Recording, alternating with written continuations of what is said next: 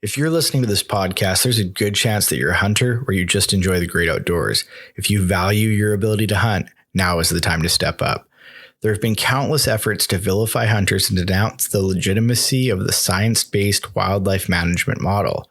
There's no science to this stance, and it is solely emotionally charged. We don't want to see what happened with the grizzly hunt replay itself again with the remaining large carnivores or big game species. It's a slippery slope, folks. We need to stand together. Now is the time for hunters to be united across all organizations and show our combined support. Please go to wildsheepsociety.com/act now and follow the steps. It doesn't take much time and it will help save the future of hunting. This applies to residents and non-residents alike. Please, let's use our voice and be heard. On with the show, folks.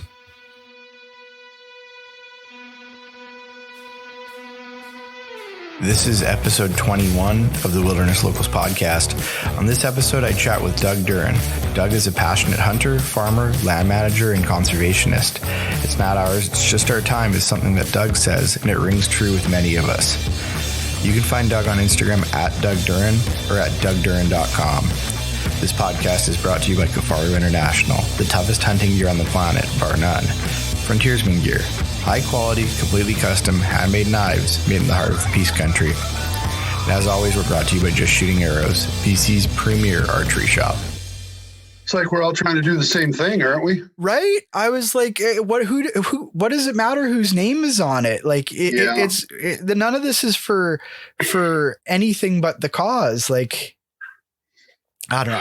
I think sometimes people lose focus as to what the hell the point is, you know? Yeah. And I get bent out of shape about it, man, because I see it all the time. Yeah. I get real bent out of shape about it because I see from my perspective is I belong to all these things, right? Like if there's a group, can't we all just get along? Right. Yeah. But like, it's like the whole thing, you know, I belong to all these things. So I get all the newsletters, I get it from all angles, and it's like, everybody's pushing the same direction. Why don't we have a united front here? And maybe, it doesn't make any sense. Yeah. No, the infighting sucks. So, I mean, we could get on about that. Bad. Yeah. It's, well, man, I don't know how much of that kind of stuff you want to talk about, but how does Steve say it?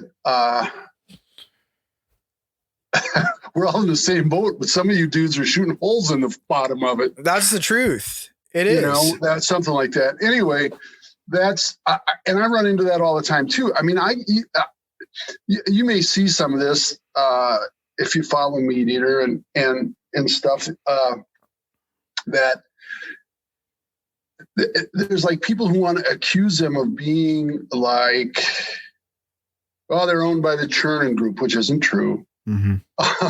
You know, Chernin invested in it, and yes, they expect return on their investment. It's just not true that. I mean, one thing I can tell you about Ronella, man, is that he's not going to just fall in line. He doesn't fall in line with what I tell him, even though he should, right? As I always say, that people who think they know everything are particularly annoying to those of us who do. But, you know, he and I, you know, well, if you've listened to the podcast, you've heard us argue before. Oh, yeah. Yeah. I think the reason that he and I are friends, and I mean, and that's all it is too, is because I don't just agree with him. I see a lot of people agreeing with, I don't mean Meat Eater people, but yeah. Oh, Steve said it must be true, you know? Yeah. And I think that's a problem. I was a high school teacher for a few years, and I've always been kind of a questioner and like, well, look at this. What the hell is this? And, you know, and I say things like, I reserve the right to change my mind. Yeah. You know, convince me of something, and I will. And, you know, that's kind of where, I mean, once we get to the point where we start talking here, that's kind of where my, you know, attitude is in conservation is, we have to be adaptive. Yeah. You know, shit changes. I've changed Steve's mind about stuff. He's changed my mind about stuff. I mean, I can get into the specifics of it. But, you know, anyway. I mean, somebody said that to me today. I can't remember the exact wording. I was dealing with this, you know, this doctor, and he said, what was the wording? He goes, my opinions are just rented. He goes, if I can't adapt my opinions and my beliefs, then something's wrong. Because I'm always learning, right? Yeah. Well, and I guess if we talk about, if you want to talk about conservation and, adaptation and how, it ties into CWD. And I didn't mean to say that. I don't want to talk about CWD. Yeah, no. Yeah. But it's like, I can talk about it. And it's good. I mean, I just had exchange with Brian Richards today, the guy from the USGS Wildlife Health Center. Yep. I was on the Rogan podcast and Steve Spy. He and I have gotten to be dear friends. Yeah. And it was about CWD and about, I'm just constantly trying to break shit down to the point where people can understand it. Yeah. And usually I talk to somebody like Brian, he'll send me a study, or I'll ask him about something and he'll send me a study, and I've learned how to read studies. Like, I don't need to know all the information. I need the abstract and the conclusions. Yeah. Right? Yeah. And if you got to refer back to, but when I'm like, my response to something like that is, okay, this is what I understand it to be. Is that correct? And he goes, well, you're simplifying it. I was like, dude, that's exactly right. I am simplifying it. Because I don't know, I tend to think in bumper stickers, right? It's not ours, it's just our turn. Yeah. If you don't have it, you don't want it. If you do have it, you want as little as possible. I mean, those are the things that, resonate with me and that what people, talk about. But in conservation, my forester, my state forester that I work with, he was just he was a lowly county forester when I first started working with him. And now he's like, middle and upper management at DNR. Yeah. And he, when we were talking about a management plan for our property, and I was putting stuff together, and he's like, well, the number one word I want you to put on that management plan is adaptive management plan. Yeah. Bob Dylan used to say, he said when people would yell at him about, hey, don't play it right or something, he goes, it used to go like that, now it goes like this. And so, that's the attitude that I think we have to have. Anyway, let's get rolling. I guess one of the things that really clued me into Doug Duren was I messaged you about this a couple of years ago and you responded to me, and that was really cool. And I think what I said to you is like that episode of Meat Eater where you guys do the caribou hunt and your reaction to it and how, part of it was how it was filmed and everything else, but like, I often find myself in this position where I'm struggling to explain to somebody that is uninitiated or a non-hunter about the like feeling and the everything that's going through your mind when you harvest animal or kill an animal or whatever vernacular you want to use. And then I saw that, yeah, same. I that's an interesting. That's one of those discussions, right? Yeah. I harvest, stuff from my farm. I guess I would say that I harvest my cattle because, we go out and when it's time to butcher them, that's what you're doing, right? You've raised them. Yeah. You kill wild animals, and I don't mean that in a harsh way. I mean, it's just the reality of it, right? That's what I say too. I say kill, yeah.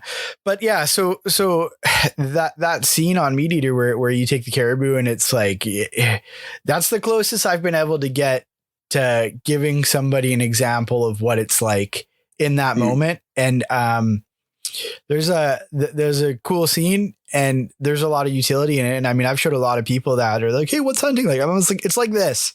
Like, yeah, well, that's really nice of you to say.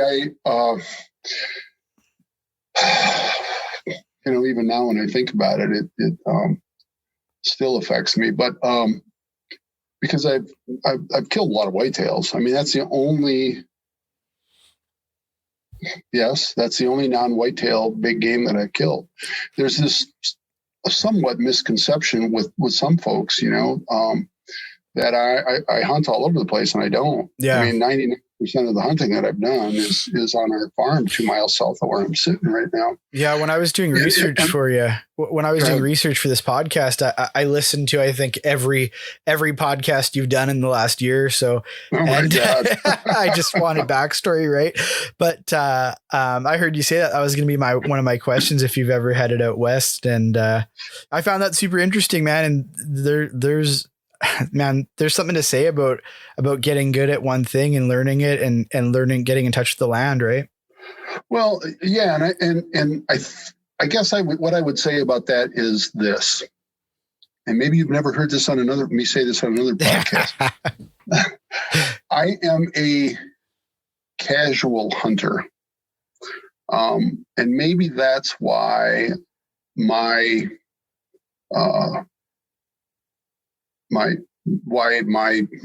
whatever it is that I do with meat eater and otherwise resonates with people. It is not the reason I'm involved with the outdoors and conservation. It's part of it. You know, if conservation is a yardstick, hunting, or our farm is a yardstick, hunting's a few inches of it. Yeah. And I think that sometimes folks confuse hunting for conservation, where conservation, hunting is a small part of conservation. Conservation is the big picture. When I was a kid, when we got to do stuff like go out in the woods, it was after we got our work done. Yeah. And you've probably heard me say that I was never a bow hunter. I do very little bit of it. I actually have a crossbow.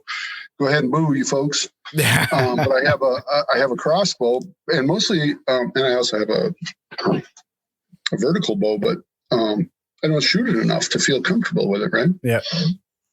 And so and part of that is because I didn't grow up with it, and because we didn't have time for it. I always say that bow hunting's for people who don't have enough to do, and that's being a smart ass about it. But what it really is that, I respect people who are into the archery lifestyle, because that's what it is, right? And I think it's cool. It's just not something that I have embraced. Yeah. Because of the time involved to be a proficient archer. I just don't, I haven't taken that time. That's not as important to me as something else that I could be doing. And bow hunting here in mid-October to after the first part of November is a pretty busy time, both in my business and then on the farm as well. Yeah. And not that the farm is, takes up that much of my time anymore, because I have cattle, but we don't really have crops and stuff. But I have a job. I don't work for Meat Eater. This is not, this isn't my gig, I have a land management and athletic field management and construction company. Yeah. So my relationship with Meat Eater is one of a friend of Steve's. Yeah. That's how I got involved with it. I knew him before. I met Steve before Meat Eater existed. Yeah. And so, I'm more of a friend and part of the family than I am,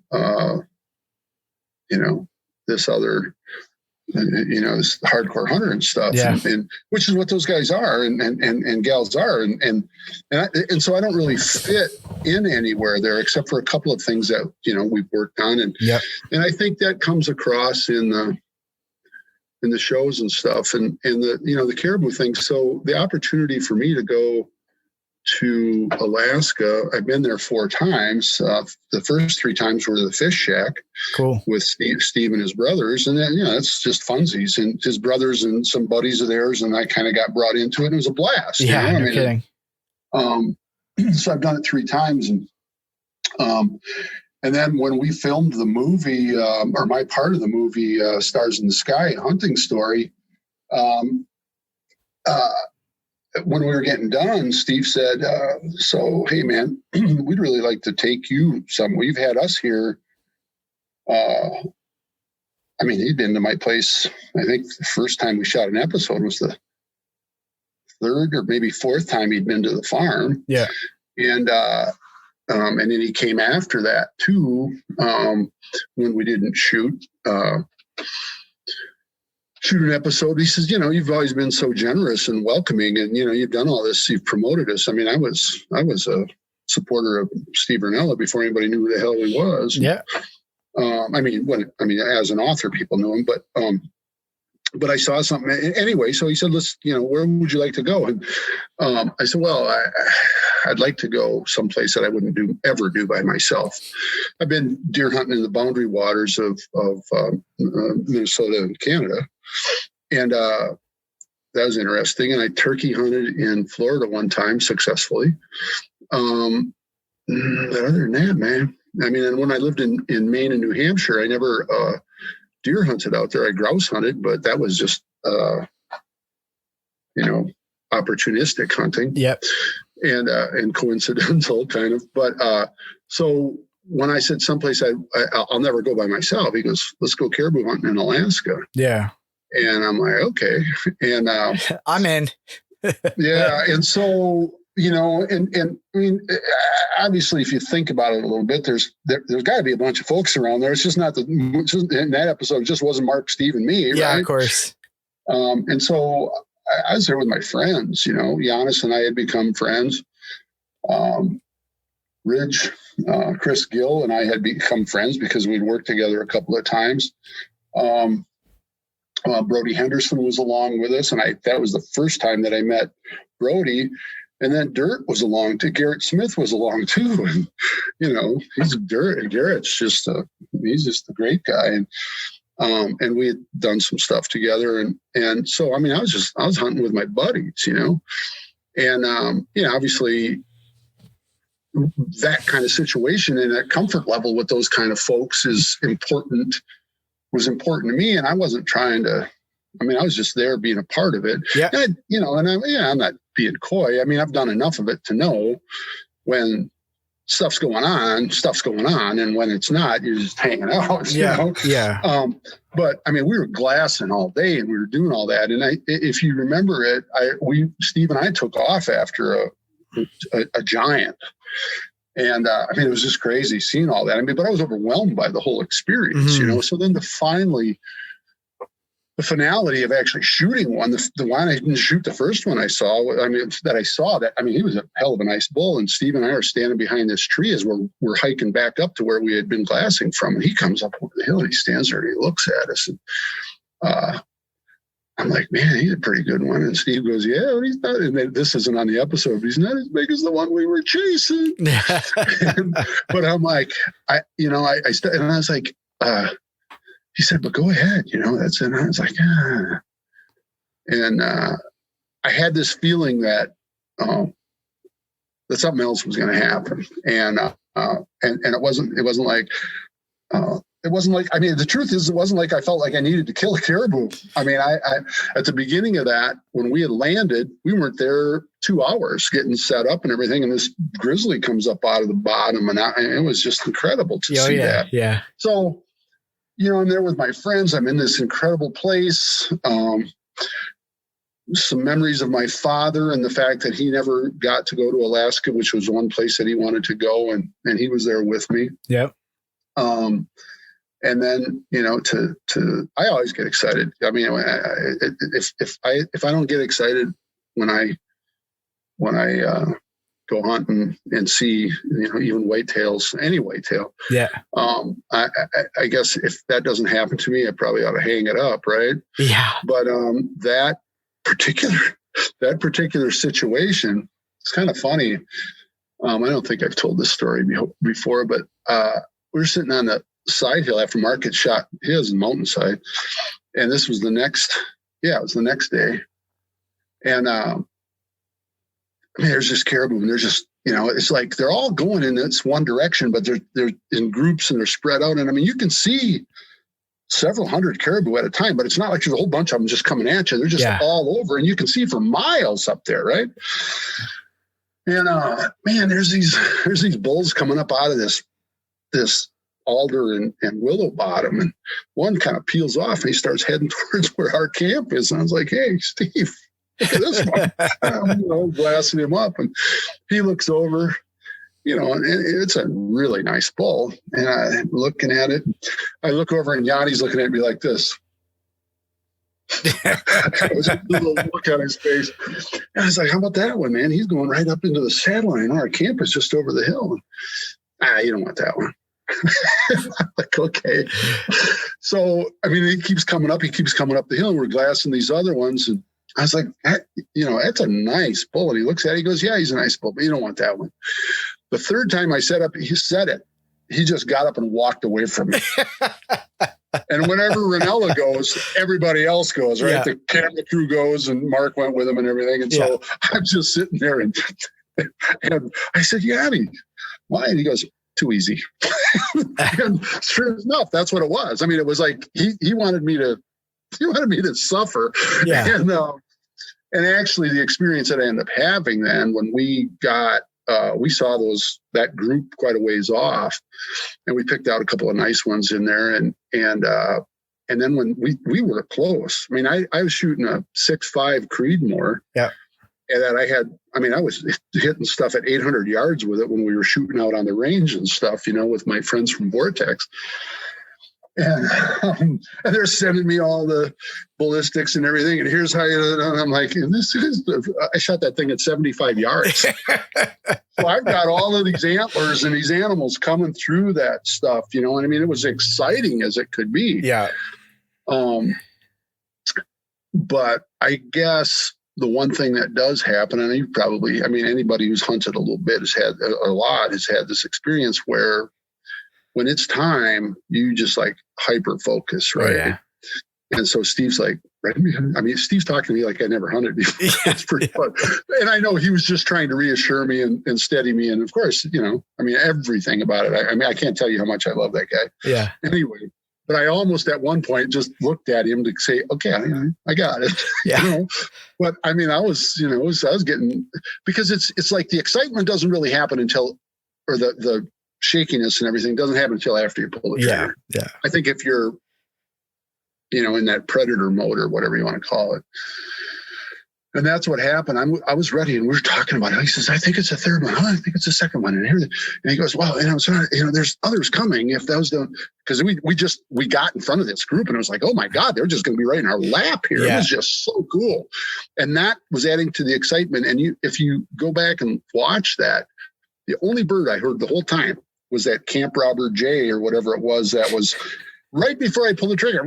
I was like, okay, now I'm excited. And then I pulled the trigger, and I racked another one, and I shot him right through the heart, but at 75 yards. Yeah. And then it takes over, and I dare say that that's not that unusual for me that I get that. And I didn't realize it. Honest to God, I didn't realize it. These guys said something to me later about it. Because when I got over the animal, of course, I was emotional and all that too. Yeah, yeah. And it was fantastic. But Dirt and Chris and Ridge Pounder, Chris Gill were along. They were the two cameramen with us. And one of them just, these guys know what they're doing. Right? Yeah, yeah. They just trained on me and one's on the animal, one's on me, and Steve, and I had no idea that I shook like that, or that I was, turning. It was like, I knew it was overwhelming me, but the cool thing about doing that with my friends, and people that and trust, and then who are just freaking pros, is they know how not to get in the way, and now how not to, become a part of it and let it happen and all of that. And in that moment, there's nothing, and you're just doing what you do, and I think that's the magic of Meat Eater. Sure, there's production values and all of that, but I'll tell you this: they don't make any of that shit up. No, you can tell. And there's no reshoots, there's nothing. I've done enough episodes with them now that there's not. I guess I've been in 7 episodes, and there's none of that. Yeah. The weirdest thing, honestly, for me, so you just got these dudes with cameras walking around with you, and so you're doing what you do. The hardest part for me was shooting the movie. Yeah. anyway, because that was, they had these questions and they wanted answers. So we're sitting in the bar and then after we did all that, Steve goes, let's go out to the farm. So we go out to the farm and wander through the woods and they, all that, they just shoot it all. They shot all that, and then more of that ended up in the movie than me talking. So yeah. And I think it's just because of the relationship that Steve and I have, Yeah, man, so, that's I'm rambling, I'm sorry. No. This is perfect. But that scene, the caribou scene, I mean, I think it resonates with so many of us. The last blacktail I killed with my bow. It's like I took a video after, and I was just like, same thing.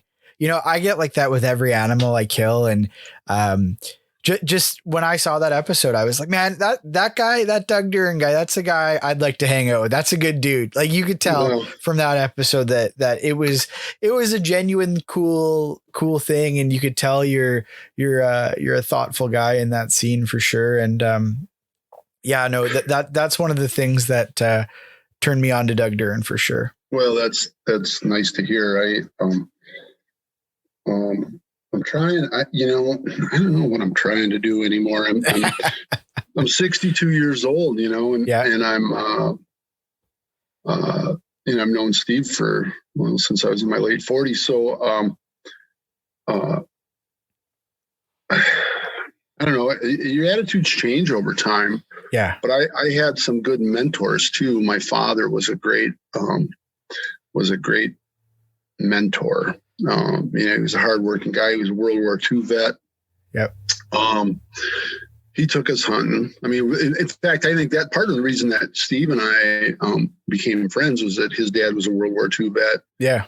And even though he's like 15 years younger than me, his dad, had him and his three brothers, later on in life, with his, he had a second family.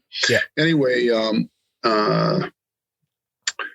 and the other part of it is I have two brothers. I had three brothers, but I have two brothers who are, one is just a little bit older than me and one's just a little bit younger than me. So like nice. Steve and Danny or Matt, Steve and Danny, it's like David and Doug and Mark when they were close together like that too.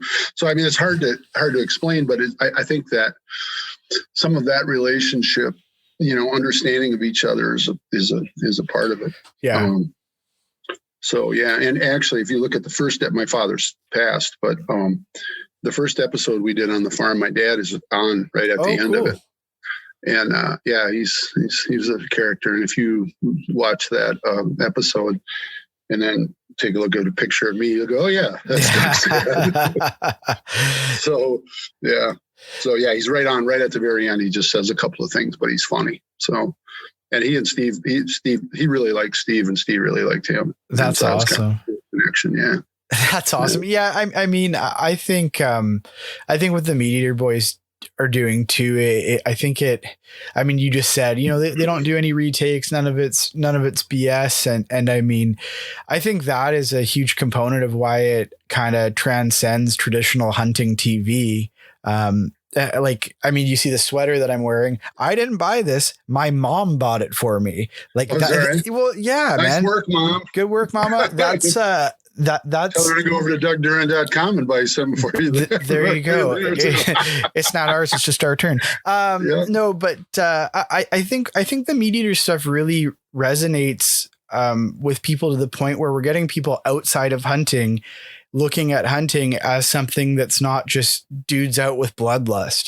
The way those stories are told. I recently had this dude on the podcast named Mark Hall. And he has a thing called the Hunting Conservationist. And they were talking about recently how one of the big tools in any kind of conservation or actually in communication in general, is just storytelling, right? And it's how we tell our stories, and that's how people communicate. And I think just like the episodes that you've been on, especially, and then the other stuff that those guys are doing, they tell more of a story than just the kill. Like, it's not just a grip and grin. It's not just, the outcome. You're seeing the process. You're seeing people gut it out for, 10 days or whatever and suffer and everything else. And on, even back 40, you see the work guys are putting into a property to develop whitetail habitat. Like that's why it works. And that's why it's such a service to the hunting community, in my opinion. Yeah. Mark's cool, huh? Kenyon? Super cool. Yeah. It's interesting because that's the first time I met him is when we did that. Oh, really? Eh? Let me go off on Mark a little bit. First time I met him was when we went on that caribou hunt, right? Oh, cool. And Steven and I had been planning that hunt for almost 18 months. Yep. From when he asked me to when we were going to go. And so like 2 months before, he calls me up and says, "Hey, man, so we'll get this other guy's going to go on the caribou hunt with us." I'm like, "Oh, really?" And he goes, "Yeah, it's not going to just be you and me. I mean, it's going to be the crew and everything. But we're going to take this other guy along. Yeah, check him out. His name is Mark Kenyon." Yeah. And as it turned out, part of the reason he was doing it was they were working through the details of if he was going to come on board and whatnot. Yeah. And which, Steve told me about eventually. And anyway, he's such a geek. And I've come to really love Mark. And but when I first met him, I had been out in Seattle for a couple of days, and then because I had some friends out there, and then stayed at Steve's place and with the family and kids and stuff. And then he and I are going to the airport. And so we get all our stuff and off we go. And we get to the airport. And there's Yanni and, all these guys. Hey, buddies, it's all great getting to see them all. Yep. And there's Mark. And he's kind of the odd man out. Yeah. Because he's just meeting everybody for the first time. And I was just meeting Brody for the first time, but I had communicated with him and stuff. Yeah. Anyway, so you can tell he's nervous. And I usually, when I see somebody and they're nervous, I try to make them more comfortable. And for whatever reason, I didn't with him. He comes over to me and he goes, "So, Doug, what kind of, this is August, right? I mean, it's like the second or third week of August. Well, so what are the bachelor buck groups doing in your place in the pre-rut?" And I'm like, "What? What are you talking about, man? We're going to Alaska." And I've gotten to know him so well now. And I mean, we've become really good friends. I'm very, very fond of him. Yeah. And for good reason. I mean, it's just not, whatever, but there was probably a little twinge of, maybe he's your whitetail guy. Yeah, I know a whitetail guy, let's see. But, I'm not a whitetail guy, I guess is what it kind of comes down to. I've killed plenty of them and I know how to kill them and I know how, what the deal is with them and everything. But I was like processing all that at the same time. And then Mark and I were the first two who got dropped off up on the mountain. Yeah. The little yellow planes, right? Yeah, so, yeah. And you saw the whole dog and pony show of us trying to get into them. And we land up there. And so these, two super cubs. And I'm like, and you got all your stuff, right? Yeah. And the guy's like, so the pilot's like, "So you guys got your stuff, right?" I'm like, "Yeah, I gun, my sleeping bag, my tent." I mean, we had everything. We were self-contained. He goes, "Good. Hopefully we'll see you in an hour." And woof, off they go. Oh yeah. Mark and I are looking at each other. It's like, and it's like, now in retrospect, I wonder if they just didn't do that to us on purpose, like send the two Midwestern boys out there. You're like, maybe we are whitetail guys. But it was really fun. So anyway, in retrospect, it was real fun. But I was a little nervous, I mean, you're a stranger in a strange land, right? Yeah, yeah.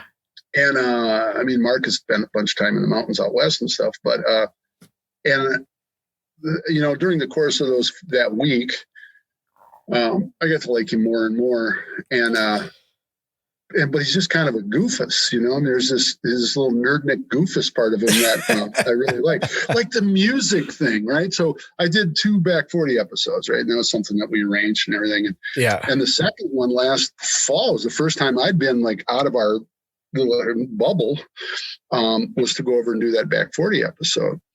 And that I guess it aired in November, but and we planted some trees and we did all this. So we had this guy come in and who was contributing to conservation and then getting the opportunity to hunt and everything. And Mark he said, "Well, I kind of stole that idea." It's like, "Well, it's not something I invented, but yeah, trying to get better at that." But anyway,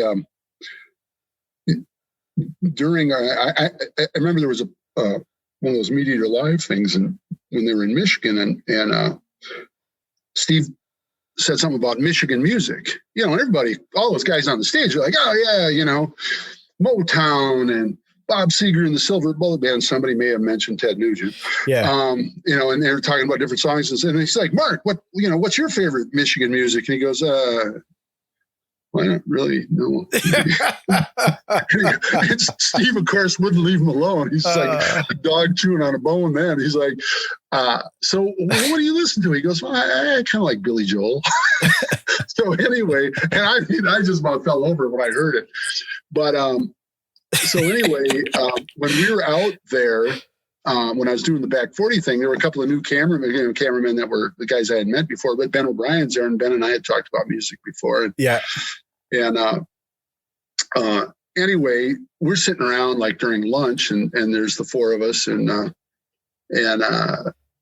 so we start talking about music, and one of the cameramen just, you know, he's cameramen, they're a different breed, you know. Oh yeah, and lovely people. But anyway, Charlie says, so Doug, man, talk to me about this music. You know, talk to me about music, because I, you know, like it said some line about some out of a line, you know, probably quoted Bob Dylan or something. Yep. And the next thing you know, it's like we're talking about it.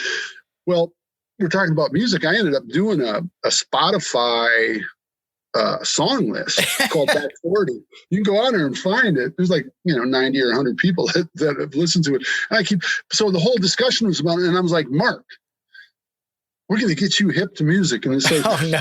And one of them, we're out, I don't know how we got talking about this, but I was like, what's this name and deer thing, man? He goes, well, you got to have a way of, you know, identifying. And I'm like, I guess. I mean, I guess I don't, you know, I kind of got away from trail cameras and all this other stuff. And yeah, so I don't look at it like that. Right.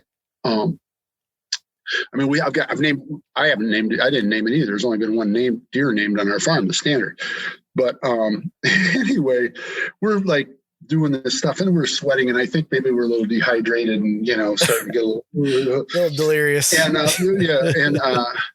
started humming I Shot the Sheriff, and I was like, here's an idea for some deer, man, when you got to name a couple of bucks. So here's an idea. The sheriff and the deputy. Okay. So you can say, I shot the sheriff. Nice. But I did not shoot the deputy. And he's like, huh? Just didn't get it. Don't you know the Bob Marley song? He goes, huh? Anyway, so anyway, it became a whole thing. So I've taken upon myself to get him to listen to a wider range of music. Poor Mark. And, oh, he's great. He's great. He really is. And you know, and he's a really, really bright guy. Yeah. But what I really like about him, I like anybody who's willing to do this. I mean, I like myself, so, you know, I'm more than willing to poke fun at myself. I'm one of the most ridiculous people that I know. It's like, I can't believe I just did that. I did it again, you know, that kind of stuff. And he doesn't take offense at that. And actually, the guy Dan, who was there, you know, he no more than walks up. He's got that hat on backwards like you do, I might add. Yeah. And there's nothing looks more ridiculous to me than a hat on backwards. So I say this to the kid, you know, turn your hat around. That's the first thing we're going to do. There were people, and you know, and he's just like, yes, sir, and turns it around. And Mark's laughing about it. Like, you know, that's Mark. He's going to beat you down, and or that's Doug. He's going to beat you down, and then he's going to bring you back up. But it was so interesting reading some of the comments when the Back 40. I mean, people were offended that I said that to the kid. You know, like, I can't believe that old grumpy old guy is doing that to that kid. He's just a grumpy. And one guy goes, I'm beginning to think that Doug Duren's a bit of my asshole. And I think I even responded to him and said, well, yeah, you might not be wrong, sir. Yeah, right.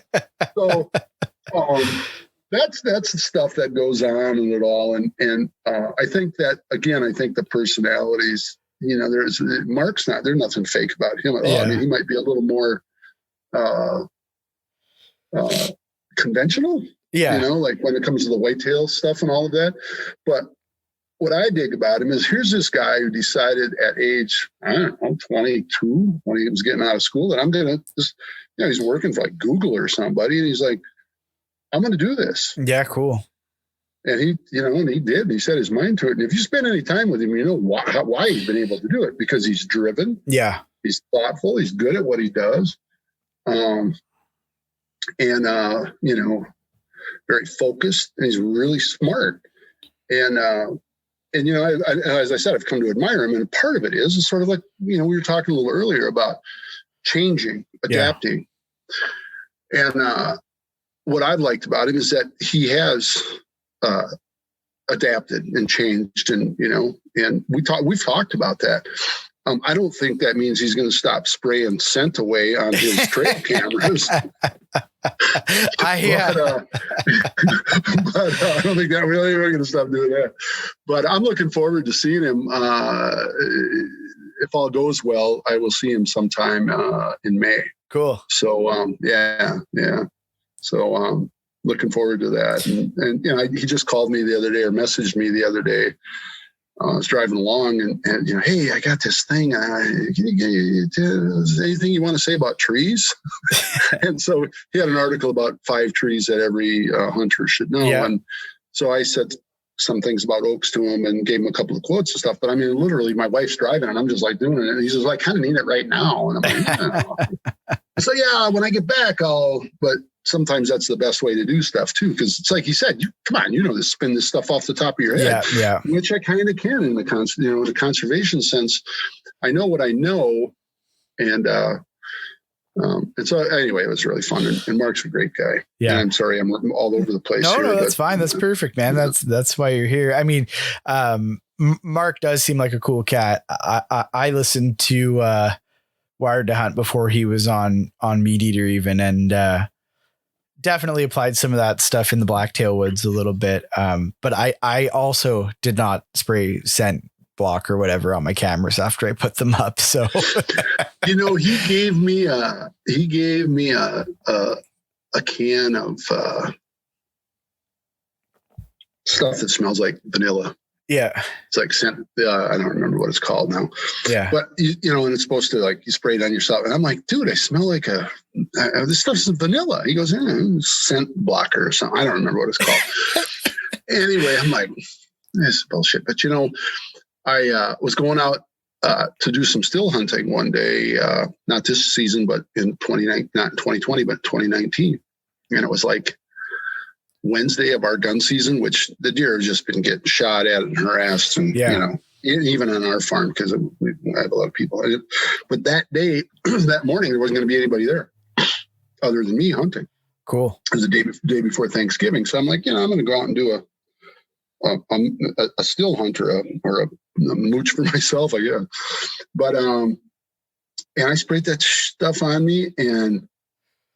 Smelled like a candle. The wind was, what's that? You smelled like a candle. It was great. I smelled like some potpourri or something. Yeah. And, I shot a buck at about 85 or 100 yards. The wind was right, but it was definitely a swirling wind. And there were 3 of them in there and none of them knew I was there. And I was like, well, maybe there was something. And I had come a long ways where my wind would have actually hit them. I'd like to think that I was so super sneaky in my still hunting, which actually I was, because it was like I had an intensity to it that I really wanted to do that day. But I got it within 100 yards of them. Yeah. And they didn't know I was there. And I watched those deer for 20 minutes before I finally killed them. They were all looking around. Any of you guys smell candles? What is going on? That's it. What the hell? What is happening? Yeah. Hey, you just mentioned something that I think most of our listeners out west might not know about is how your guys' seasons are broken out, because they're way different than ours. You mean deer seasons? Yeah. Well, actually, because I got turkey hunting on the mind right now, and that's coming up. Starting next month. Us too. In turkey hunting, you asked about deer hunting, so let me talk about turkey hunting. Perfect. I love it. We actually have 6 seasons plus a 7th, which is a early hunt for youth. And you can take kids up to, I think, 16 out or something. And a friend of mine and I are taking out a couple. We may take out 3 kids, but we're taking out 2 for sure during that. It's just a short weekend. Huh? Cool. And then we have 6 seasons. So, there's people who complain. I mean, there are people who complain about stuff in the outdoors, man. It just sometimes it blows my mind. But we actually have 6 separate seasons. And you can draw a tag. So you can apply for a tag for one season. And then the later seasons, like, they're not 1, 2, 3, 4, 5, and 6. It's A, B, C, D, E, and F. The later seasons, you can generally buy tags over the counter, turkey tags. And, it's by then it's darn near Memorial Day. So, it's getting greening up and everything, but it's an interesting time to hunt too. So I think we really get that right here in Wisconsin because we have a lot of birds. Deer hunting is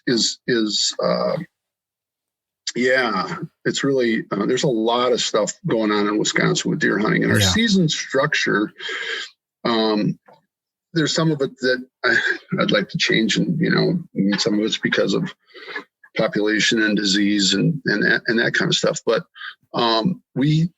bow hunting starts here September 15th, and bow hunting includes vertical bows and crossbows, and that goes until the second week in November, and the Saturday before Thanksgiving is our gun hunt, our traditional gun hunt. Yeah. And people in BC just fell out of their chair. We have 9 days of bow season here. Oh, really? Yeah. Oh, yeah. Well, anyway, and then we have 9 day of gun season. And that's either sex. And then goes through starts the Saturday before Thanksgiving, goes to the Sunday afterwards. And then there's a muzzleloader hunt for, either sex. And during all of that, you can still bow hunt. You just have to wear blaze orange rather than camo. And then bow hunting continues through December. And there's a 4-day antlerless hunt with rifles or guns, I should say, because there's some areas it's shotgun only here. But and then you can county deer advisory councils, which I happen to be on for mine, can choose to have a holiday hunt as well, which is also antlerless at this time. And then after that, we have the option to allow bow hunting through the end of January. Oh, wow. Yeah. I mean, you got to be a pretty hardy lot to be out and sitting in a tree in January around here. But, it's more opportunity, and well, why not? And you might go, why so much opportunity? And during that, of course, there's small game hunting going on as well. Yeah. And so why so much of that? Well, there's a couple of different reasons for it that I would think about anyway. And one of them is we have a lot of deer in the southwest part of our state, in the southern part of our state. Northern part of the state is very different. Used to be you'd go up north to go deer hunting, and when I was a kid, because it's where the deer were. Now we have way more down here. And again, remember, I'm 62 years old. So 50 years ago, when I started deer hunting, we would go up north, and then we hunted around here too. We have a lot of deer in my county here. We have about 60 to 70 deer per square mile of habitat. Yep. So per section, 620 acres. We have, in my county, we have more deer than we have people. We used to have more cattle than we had people, but I think that's probably changed. Yeah. So that's one of the reasons, right? I mean, give opportunity because you have a lot of deer. Yeah. So with that kind of deer per square mile ratio, like, is there a target that they're after to get the kind of CWD thing under control? Like, I mean, I've heard you say on other podcasts, like, it's more testing to see where we're at now, not if the deer have it, because it's around, right? Well, yeah. Let's talk about all that, right? So Southwest Wisconsin, CWD was discovered here in 2002. Probably had been here for some time before that. Yeah. And the first instances of it were about 60 miles due south of us, of my farm. Yeah. And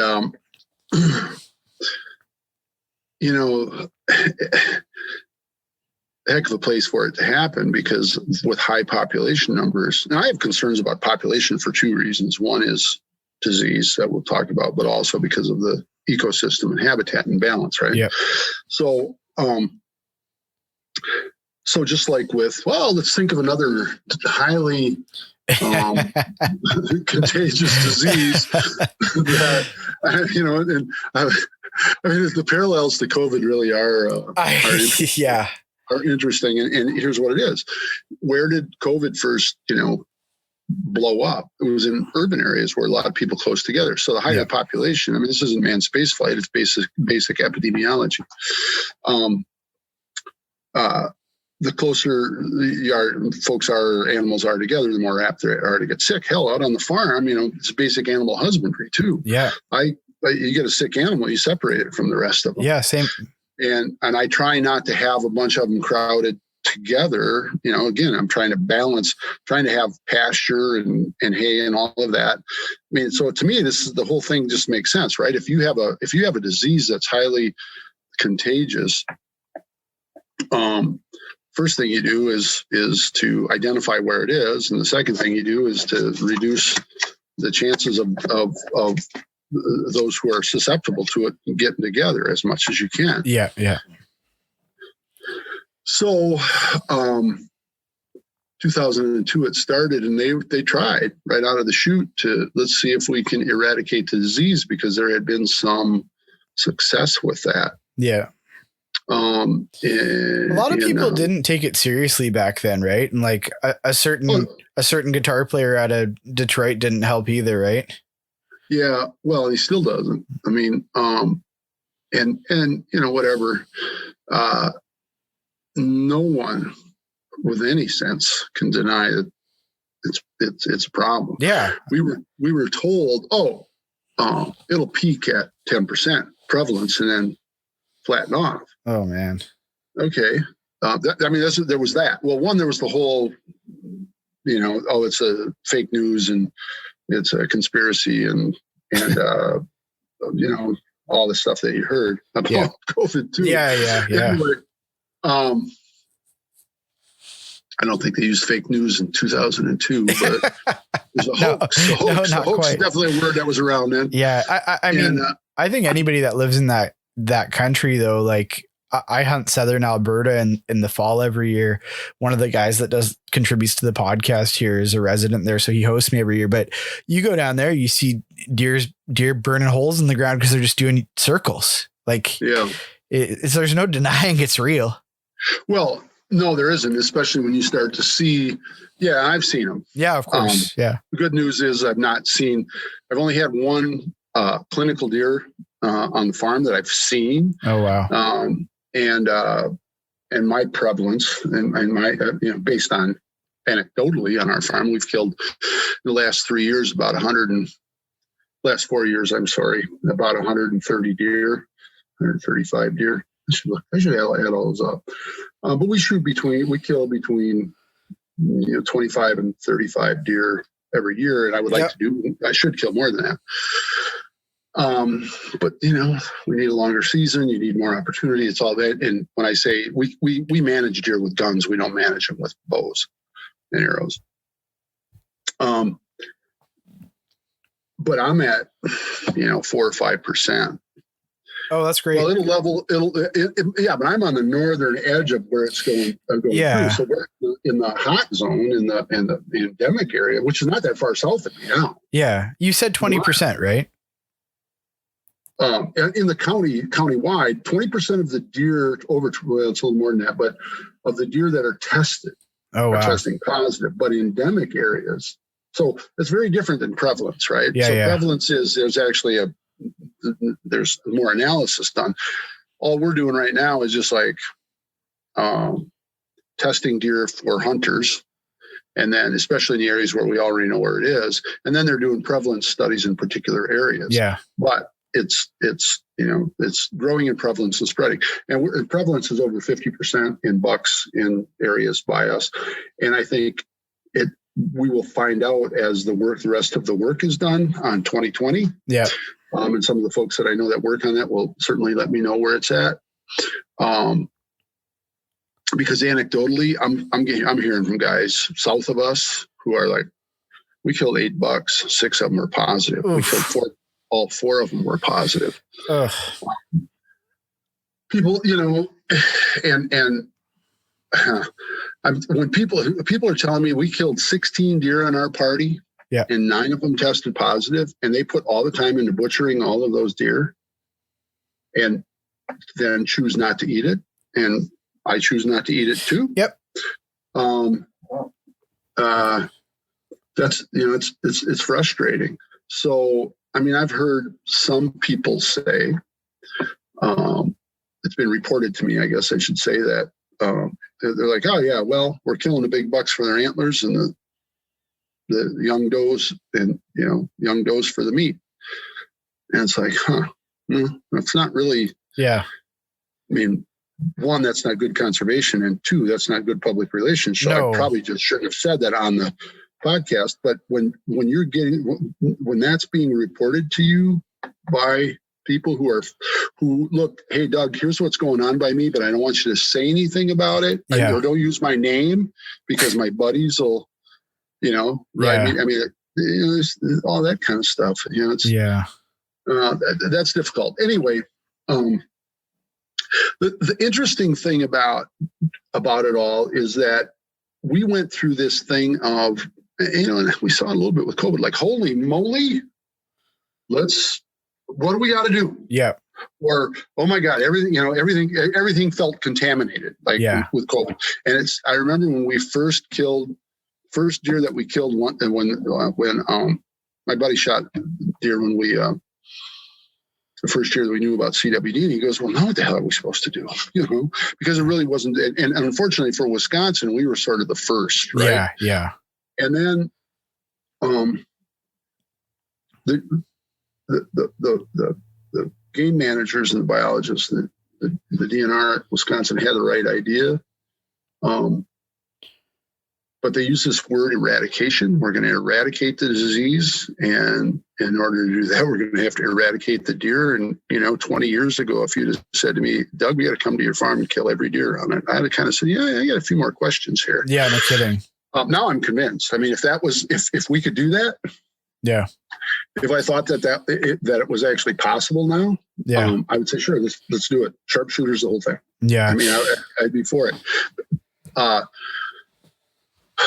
It's not popular. We're not doing Wisconsin has failed. Yeah.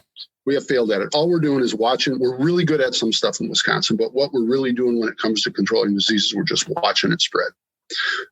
We're doing some things about it, but there's more than one. There's multiple things that you have to do. Yeah. If you're really going to control the disease. And one of them is to have the intestinal fortitude to do it. Yeah. One of the things I was listening to you talk about was, you doing the deer dumpster on your property, and then, guys still not sending in their samples to be tested. That was one of those things that sort of made my jaw hit the floor, because here in BC, I think the infectious disease biologist here for BC, her name's Kate Nichols.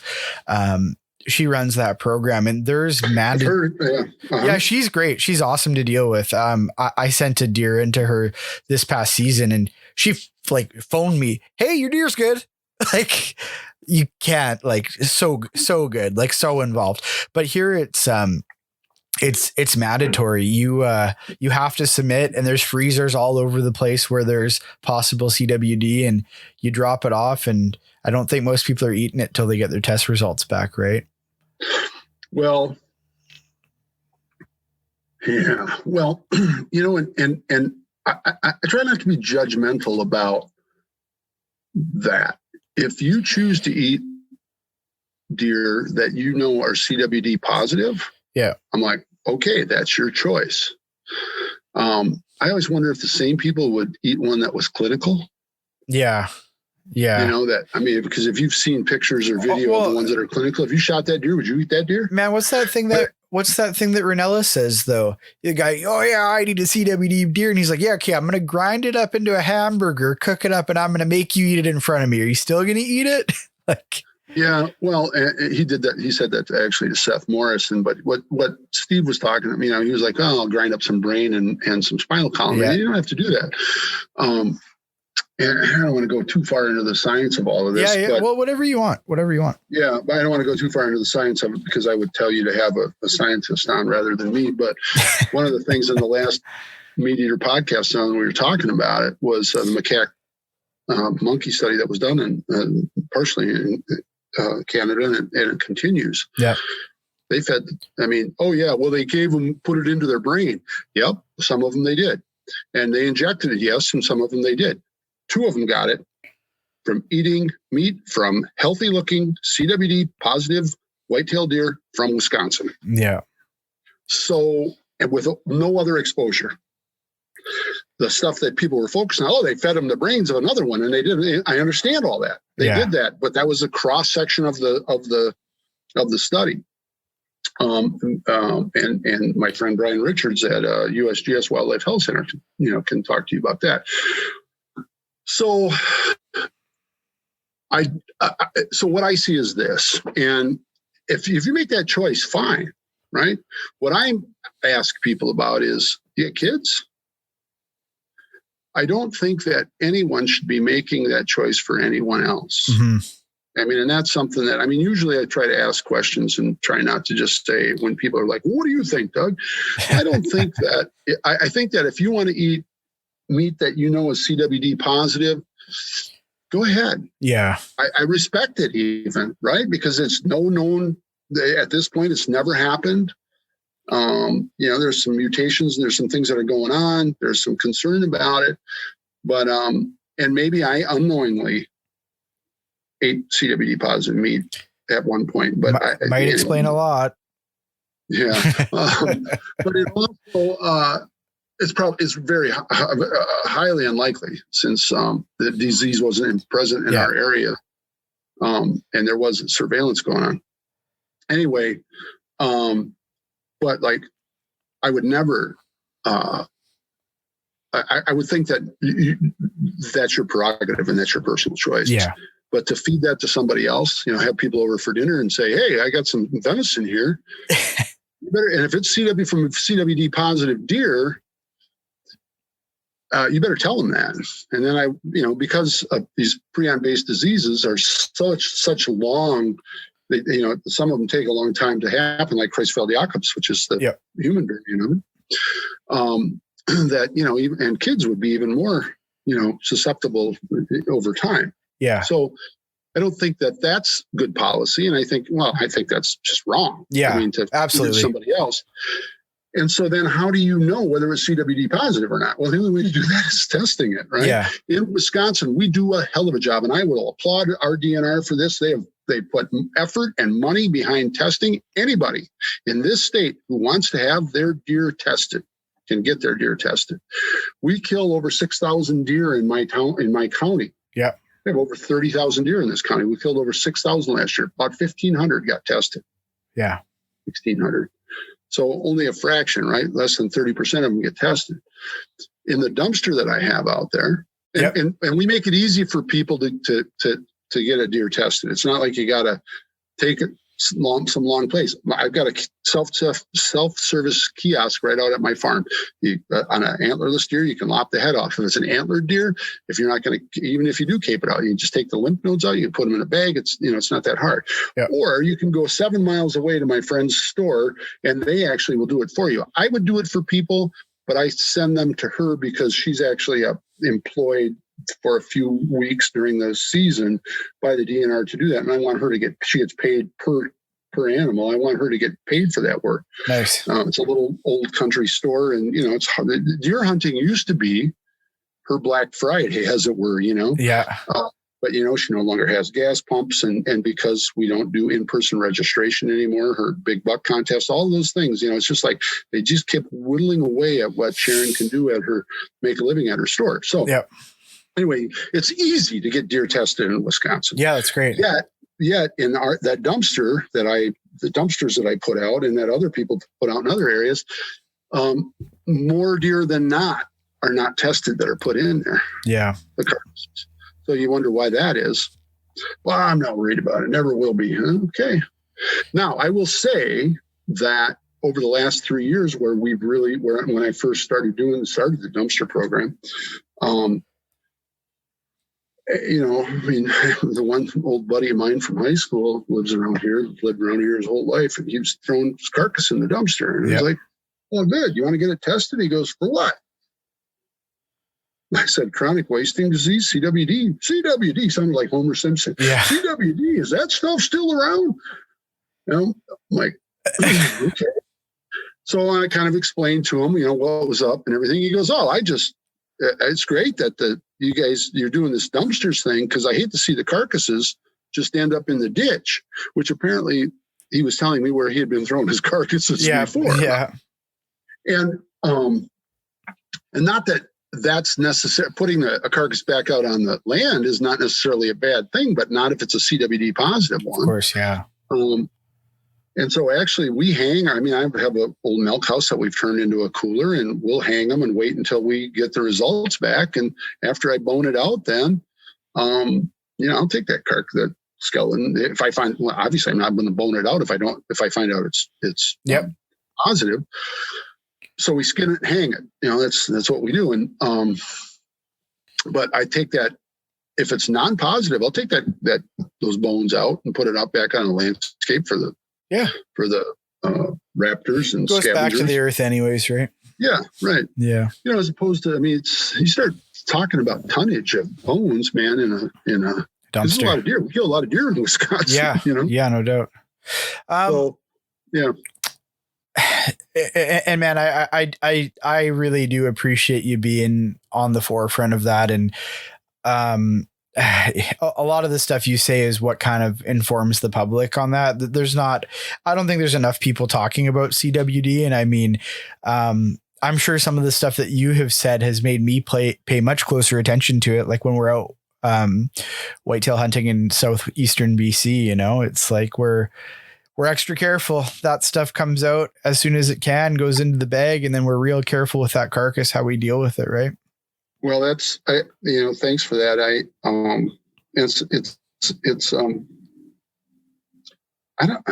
How did I end up being this guy? Right. It's not like, oh, I know what I want. I want to be the CWD guy. But to me, it's just a part of what it's all about. There's a certain amount of misfortune being where I am. Right. Yeah. But then it's like, well, what are you going to do about it? Anyway, I just want to finish about that guy who said that's still around. 3 years later, he's getting his deer tested, and he's taking it very seriously. The education component of it's really important. And I'm seeing more and more that even though we still have a lot of deer that go in there that aren't being tested, more and more people are doing it, and more people are serious about it. Even if they're not testing their deer, they're putting those carcasses in those dumpsters. Yeah. And so we're keeping that off the landscape. And there's real concern about it. And most of that, and I think this happened with COVID too, right? That initially it's like, oh, I remember going out and I play guitar and stuff. And last time I went out and played, it was in the fall, and it was in the early fall. We do these open mics and stuff, and at a place that a friend of mine owns. And, I went in, we were playing outside, and I went in to get a drink, and I had a mask on, and nobody's got a mask on. I'm like, and people kind of snorted at me like, ugh. Well, and one person said, well, I'll bet that COVID goes away once the election's over with. Well, how'd that work out? Yeah, no kidding. But people take it seriously now, and people take CWD seriously too. The hard part now is what are you going to do about it? Yeah, the dumpster isn't much. Yeah, and getting tested isn't much. To quote Snyder, how you can't put the toothpaste back in the tube. Right. No, it's exactly. It is what it is. We could bang the CWD drum all night here, but before we go too far there, I do want to ask you. Earlier, we were chatting a little bit about kind of like the current hunting in the sphere of all things social and everything else. And you just said a minute ago, I probably shouldn't have said that on a podcast, but that's a bad example. We're talking about like just the current state of hunting and kind of to quote one of these papers that just came out here in BC, the social license contract, right? I kind of wanted to get into the Doug Duren wisdom vault here about, I mean, it sounds like where you live socially is a lot different than where I live. You know what I mean? There's no corner stores where you're turning into your heads where I live. That being said, I mean, you must have an opinion on all the stuff that's going on in the world, right? Can you be more specific? Yeah, okay. All the stuff that's going on in the world. Solve everything now. Go. Okay. Well, here's what we need to do. Yes. Peace, love, and understanding. How's that? Bingo. Okay. And that's a wrap. Thanks for coming. No, I like, that's great, man. Yeah. Just this most recent thing that I was telling you about with, them labeling species as trophy species and going after the social license contract of hunters with what we're putting out into the space for the non-hunting public to see. You know what I mean? I have to say that, it's sort of like, I think we're like-minded in this. I feel like I'm end up being in the middle so much. Yeah. And, for example, wolf hunting is legal again here in Wisconsin. And we just had a wolf hunt and it was really forced to happen very quickly. And, there's all kinds of background to all of that. So I have some, I have some people, I know people on both sides of it. Yeah. And I was like firmly in the middle. We should be scientifically, we should be doing science-based management. Yep. And there's reasons for that, right?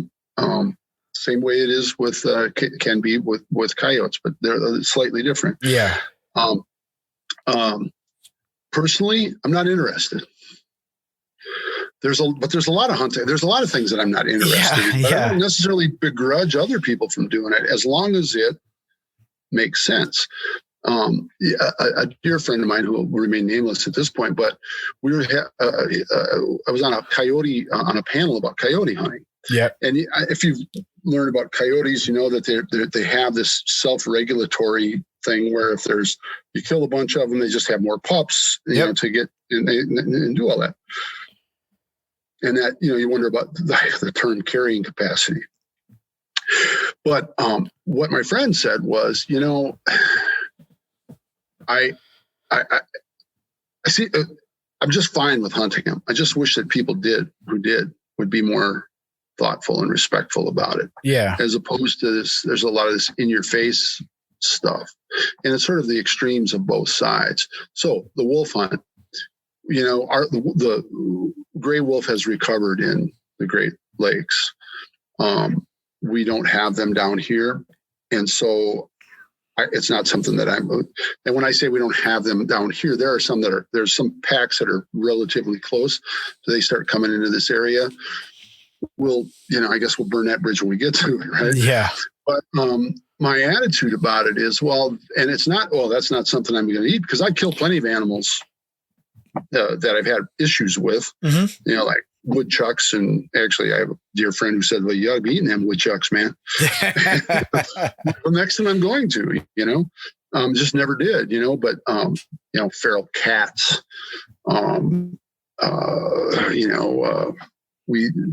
when I was a kid, we did a bunch of coon hunting. There was a lot of coon hunting because coon hides were worth something. Well, no, hardly anybody does that anymore. Yeah. And so we have this just monster amount of lots and lots of coon. It's been a long time since I killed a coon, and I have eaten. No, I do eat those. But anyway, scientific management, but then also respect for that resource and for that animal. That's that's the hard part of it. And yet we seem to be kicking from one extreme to the other. I sat on this panel about coyote hunting, and I was firmly in the middle. We had a guy over here who was doing these coyote. He had coyote hunted every weekend. He had dogs. He did the whole thing. And really, he talked to the guy, just very reasonable fellow and all that. And he had a couple of these contests and stuff. And then on the other side, we had this woman who was from the Stop the Madness, whatever the group was. And I'm like, she makes no sense. Part of what she was saying was, and what she made sense about was, the stuff that was in the middle. And we all could kind of agree on that. Like, yes, this should be we should be using things. We should be respectful about it. There should be thoughts about it. But they were both using the same argument. And that was, well, coyotes are self-regulating, so why would you kill them? The guy's like, but coyotes are self-regulating, so that's also called, that's why, and so it's a sustainable resource. Yeah. And he actually he skun them and was doing, I mean, he was making use of the hides and everything. And it doesn't shoot coyotes just because they hate them. Yeah. Why they hate them, I'm not sure. Yeah. I have a friend who hates coyotes because they keep killing her sheep. Yeah. And she's working through that, and she's worked on, she's done the work on it, and she anyway, needs to issues that she's having that she's not been able to stop it. So it has to do with the area and everything. But now she's back to trapping them and shooting them. Yeah. She tried to I have an agreement with the coyotes out on our farm or in my area. You don't mess with my cattle, I won't mess with you. Yeah. And I have people say, oh, they've killed some of my calves. And I'm like, man, we've had cattle my whole life, and it's just never, the only ones I've ever seen eaten by a coyote, a calf that was eaten by a coyote was one that was probably stillborn. Yeah. Because the cow came off the hill. She was like, it's dead. Yeah. Beef cattle, Yeah. And, but I was like, I'd love to see some coyotes trying to mess with those old Herefords when they're having calves. I mean, I don't lock them up or anything. I've just never had that experience. I'm sure my attitude would change when it happens. Yeah. If it happens. Yeah. We have that a little bit out here. Like, the area that I'm in is it's not big country like you're in. It's all small kind of hobby farm type deals. And, there's a certain level of inexperience that goes on in those hobby farms. Right. And a lot of, we have a lot of livestock that goes sideways right here. But that being said, like you're saying, it's so important to follow the science, in my opinion, on all this stuff. Mm-hmm. Like if there's the capacity to take some of this stuff off the landscape, but keep it on the landscape, I don't know if I see an issue. Right. And that's one of the things that I think us as hunters need to get across. I mean, or at least me and you as hunters, I can't speak for the entire everybody, but we want this stuff to be on the landscape. Like, it's cool to go out chasing mule deer and seeing wolves. Like, I like it. It's sweet, but I still want there to be mule deer. Yeah. Right. And I think it was Ranella who said, no, it wasn't. It was on a podcast. So we talked about it. So I hunted up in the Boundary Waters, and maybe my buddy Durkin, Pat Durkin, the outdoor writer, is the one who said it. But I think it was actually the guy we were hunting with who lived up there in Ely, Minnesota. Yeah. And I remember asking him, hey, Stu, how do you feel about wolves? And he goes, they're trying to make a living too. And the other part is, if there isn't game, there aren't wolves. Yeah. So there's some of that, and so the reduction, that was kind of, he just sees them as he saw them as a part of the ecosystem. This guy's lived his whole life up there. He's been around wolves his whole life. Yeah. But can they get out of control? Can there be a problem with it?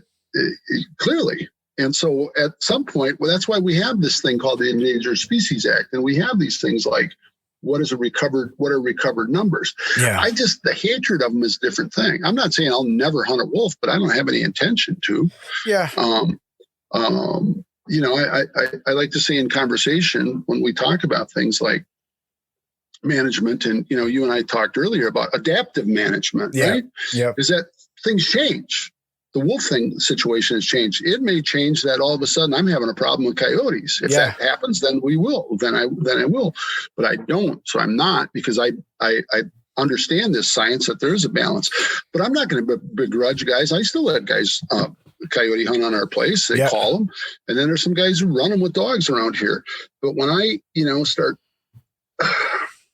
We could just do a better job of the PR end of it. And that for the long-term end of hunting, I think that's really important. Yeah. And that's kind of where I wanted to take this next, is talking about that, like that social license. And that's one of those things, circling back a little bit to tie it back to the thing with Meat Eater is that's one of the things that they do so well. Like those shows we can play for anyone because they tell the story. It's not just the kill. Right. Mm-hmm. And I mean, it's so important. Oh, the story. Yes. It's incredibly important. The story of hunting and why we do it and how it's a part of it. And one of the most interesting things that's been happening with me as of late is I've gotten involved with hunter recruitment. And, you've seen on Meat Eater where I've taken, everything from a goofy comedian to a young woman who just started hunting, but I've taken several other people, both male and female, out, and I intended to continue to do that. Yeah. And doing that a little bit with this youth hunt in Turkey, and then with some other people that I have coming in. Yeah. But what's so interesting to me is that the people that are getting involved with it, like the adult onset hunters. I took a woman out for we did a learn to hunt squirrels with Pheasants Forever a month ago. Cool. And there was only 5 of us because COVID and everything. We were trying to be thoughtful about all that. 5 mentors, 5 mentees. The woman I took, it was interesting. She took her hunter safety class online the night before. Wow. Passed, and the next day came out, and that was the first time she had a gun in her hand. Oof. She was in, and so you wonder about, well, let's talk about that system a little bit. Yeah. But she's also very respectful, very thoughtful, cool. very, yeah. And I mean, she was actually an excellent mentee. She'll be back. That's awesome. But this is a person who was working on her PhD in the social aspect of conservation. Cool. She happened to come back because of COVID from the Congo and Rwanda, where she was working with the Diane Fossey, the gorilla person. Yeah. Or not her, because she was murdered, but with her foundation. And here she and I walked through the woods talking about squirrels. Like, well, squirrels, and it was really a bad day for squirrels. Well, we ended up just sitting on a log and talking about, because she saw the parallels of her work in Africa with conservation here. And that's what's important about it to me. Remember way back at the beginning of this when I said hunting is a part of conservation, mm-hmm. as opposed to the other way around. It's and I think we need to do that. So part of what I'm doing is I'm working right now on a cooperative model where we're trying to get more people, more opportunity, right? I mean, the 2 biggest impediments to hunting, to people starting hunting, is a place to go and somebody to go with. Yeah. Well, we can do this, the mentoring end of it, the learn to hunt stuff. But then what happens after somebody does a learn to hunt class? How do they get on to how do they continue? And in my area, for instance, southern Wisconsin is very typical. 95% of our habitat in hunting land is privately owned. Yeah. We have a lot of public lands up north, and there are a few public lands down here, but it gets kind of crowded, and it's that whole thing. So the people that I'm interested in taking out, my first question to them is what's your interest, and have you contributed to conservation? Yeah. And how do you contribute to conservation? And so think about it as a conservation cooperative. I've talked a little bit about Elda Leopold's Riley Game Cooperative, and that was that whole idea, is that these people were working on this land. And it used to be kind of this, I'll come and help you bale hay or whatever, and for the opportunity to do that. Trying to structure that and formalize that a little bit more with the people that are that hunt with us, who are non-family members who hunt with us. As I tell almost anyone that is invited to come as a guest, you're a guest this time. If you're coming back, you're going to earn your keep. I want to know how you contributed to conservation. Now, some of it might be working on our farm, doing anything from limbing trees to invasive species control to things like that. And I've had people do that kind of work, so I spend time with them. Yep. during that. So I become comfortable with them too, right? As a landowner, because that's one of the big things. If you want to allow somebody onto your land, you want to be comfortable with them.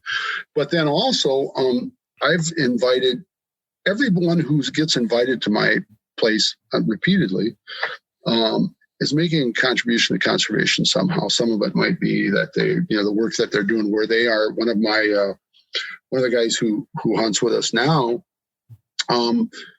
he's on our conservation congress, and young guy. Very cool.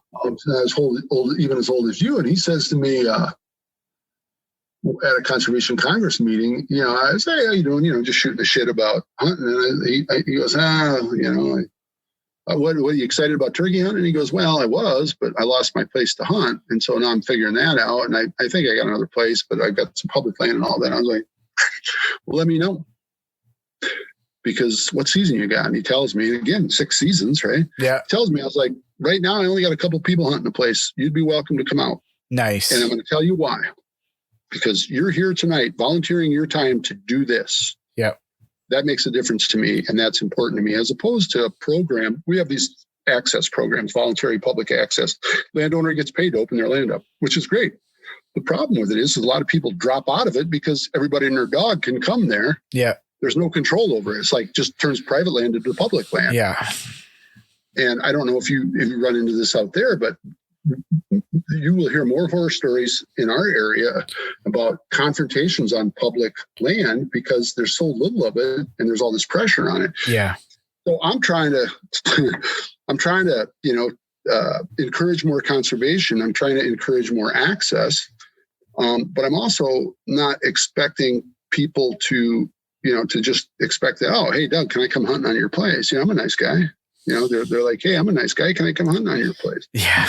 And the answer to that usually is, well, the answer anymore is, well, it's like Packer ticket. You probably don't know this reference, but the Green Bay Packers, you can't get a ticket to a Green Bay Packer, season tickets to Green Bay Packers. It's like people sign up their children to maybe season tickets. It's that big of a deal. It's just sort of. I mean, I get asked a lot, right? I mean, every week I'll get 3 or 4 or 6 or 10, people who will, "Hey, I'd really like to hunt on your place," and some people offer me money. Yeah. And and I wish I could take them all. But what I try to tell them is figure out a place where you can do that. So this is where this idea of a model of a conservation cooperative, where you're doing something in exchange for it, and going out and putting up deer stands is not doing something in exchange for no. Or putting up no trespassing signs to keep other people out once you get access is not doing that. And it's hard, for people. So it's hard for people to do that. But like this gal that I was telling you about, man, I'm going to welcome her back because she's interested in the same sort of things that I'm interested in. That's awesome. And how do we build a conservation ethic? I mean, and then how do we, not only that, but how do we build a hunting ethic, and how do we continue to build our community? And how does she pass that on to the next person? Yeah. Yeah. And even if, so in doing this, like earn a hunt idea or conservation cooperative idea, is that even if that person doesn't continue to hunt, which I think is what Learn to Hunt does too, even if they don't, well, they have an appreciation for it. So as it comes up, they have a better view of it. Yeah. And I'm trying to do the same thing with conservation. So look for that, folks. Over time, I'm going to be doing, there's going to be more to come on the idea of a game cooperative or a conservation cooperative, and a model that a landowner could take and go, "Okay, I'll do this I can do something like this on my place." That's awesome. We don't, there isn't a ton of private land. I mean, there is a lot of private land hunting opportunities here in BC, but there is so much public. It's like most of the province is public here, but when you get over into Alberta, you get into a lot of private, and you're doing a lot of door knocking and that kind of thing. But me and a few guys here in BC try to do something similar. Like every year, I think each of us takes on a new hunter, somebody that has yet to cut a tag, and kind of walk them through the steps of being a responsible hunter, and posting stuff that's good for hunting on social media, and kind of giving them the tools to be a contributing member to our community. Right. Right. Oh yeah, no, I think, and yeah, thank you for summing that up. That's exactly what it, all that rambling that I was doing. That was exactly what I was getting at, is that I think it's important how we present ourselves. I think, and truthfully present ourselves. Yeah. Right. And when somebody says, well, the asshole hunter, the slob hunter, the whatever, the guy with the deer on the roof of his Kia. And I just want to kill, and I was, and all of that.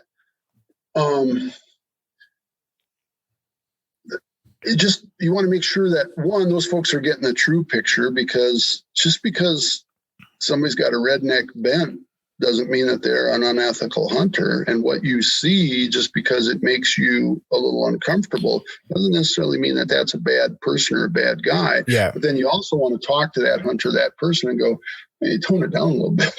Yeah, totally. Especially now when everybody sees everything. It's stuff spreads like wildfire now. It's I don't even know how to sum it up in words. It's crazy. Yeah, well, we seem to want to be outraged, and I'm that guy too, man. I mean, I get I bite right through my tongue sometimes, but other times I don't. Yeah. And I wish I did. And one of the things I admire about, well, like, again, Steve and Cal too. I mean, Cal's very measured in his stuff, but man, but it's because he thinks about it. He's thoughtful about it. And I could learn that lesson a little bit more sometimes, to be more thoughtful about it. But I just try to keep in philosophical. I guess I'm a little more philosophical. I mean, my phrase, it's not ours, it's just our turn. Yep. That's what I try to, I try to think about. Well, I'm standing on the shoulders of other of the people who came before me, and I have to be thinking about the future. That's why my change in attitude about deer management with CWD was an easy change. Yeah. That and, population control and that deer are just a part of the ecosystem. They're not the reason for it. Yeah. There's all kinds of stuff we could talk about for hours when it comes to that, like the land management end of it all. And how in our area, it used to be that you could literally, you knew everybody, and you could literally, go ahead and go hunt out there. But now people own land for hunting. Yeah. Yeah. And those people, I mean, some of them hire me, right? Yeah. And to help them manage their property. Well, I immediately start talking to them about conservation and ecosystem. And I understand you bought this property for yourself and your buddy, but make sure, let's think about what the balance is here that we're trying to achieve. Yeah. And if you are just focusing on deer and deer only, I think you're missing it, Yeah.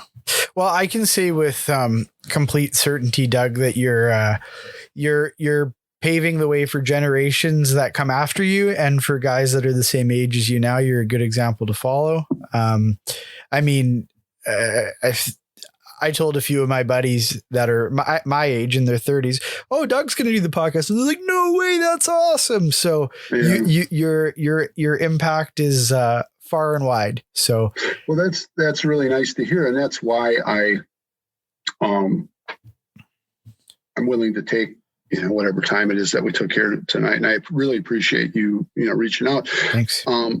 Because it's a philosophical message, right? Yeah. And it comes down to stuff like CWD, if you don't have it, you don't want it. If you do have it, you want as little as possible. Yeah. All of that. And those are the messages that I'm about. And we can get into the science, and then be willing to change and willing to adapt. And all of those things I think are important. So, yeah, I mean, I guess in my 62nd year, I'm becoming more philosophical. I really think, I mean, guys like you have certainly shaped my philosophical view of things, and let's all work together and make this happen, and keep hunting going, and keep everything on the landscape, and keep everything in a row here as best as we can, and do what we can. Right. And all the other stuff is cool too. Like the big giant bucks. I mean, I got a room full of, you don't see any of them in here, but I got a room full of deer and, and stuff. I mean, you call it a trophy. If you watched the Steve's movie, Stars in the Sky, the hunting story. I mean, talking to me about trophy hunting, I'm like, what do you want me to do? Throw those antlers in the ditch? No doubt. It's a part of the story. It's remembering a hunt. In the case of this big buck, it was is also about the standard, we called it. It was about remembering my brother, my late brother. Yeah. Those things that's all part of it too. I don't have any, I've never done it, but I know a guy, a local guy who, shot a big buck off the highway, pulled over and took it illegally and shot it. But no one turned him. I heard the story sometimes later. He still brags about that deer. I'm like, well, what are you bragging about? Yeah, no. It's like the whole idea of poaching just doesn't make any sense to me. No. It's just, I don't get it. Where's the story of that? And so anyway, I was driving along and, I got out of the car and, rested off the hood of the car and got it. I'm like, okay. Great. Or even just make some big bullshit story up. Man. Come on, man. Well, Doug, I think you and I could talk all night here. So I will. I'm going to let you get off here, and I appreciate you coming on here a ton. And one of my contributors over here, Wasey, he has a similar size property to you that he manages for whitetail. And I was trying to get him to come on, but he's on shift. He works in oil and gas, and I'd love to have you guys sit down together because you guys would have a cool chat. But yeah, no, thanks so much, man. That was awesome. It was truly a pleasure. Well, you know what? Edit it, cut all the weird stuff out, and I don't think there was very much weird stuff. Yeah, I don't think there's anything weird on it either. I appreciate just the rambling, but I appreciate the opportunity as well, and thanks for having me. And